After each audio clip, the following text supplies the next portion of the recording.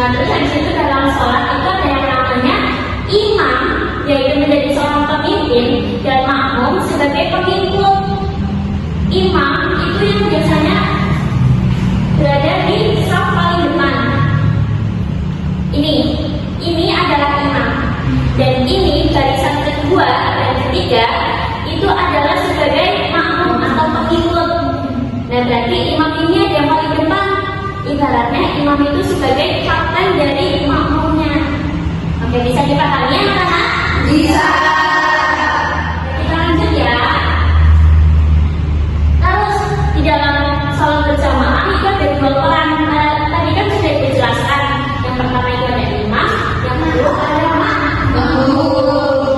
Nah, tadi imam yang di mana ya? Di mana? Ya, pintar sekali. Nah, terus syarat menjadi imam tadi sudah dijelaskan apa aja ya?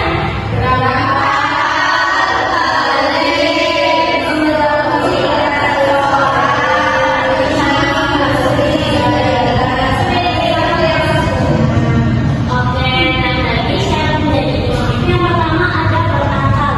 Artinya imam itu harus memiliki akal pikiran yang sehat. Jadi kalau misalnya orang yang pikirannya kacau tidak diperbolehkan untuk menjadi imam. Terus yang kedua ada balik atau sudah dewasa. Nah, berarti orang tersebut itu tuh harus sudah dewasa. Jadi kalau misalnya anak-anak, dia tidak diperbolehkan untuk menjadi imam.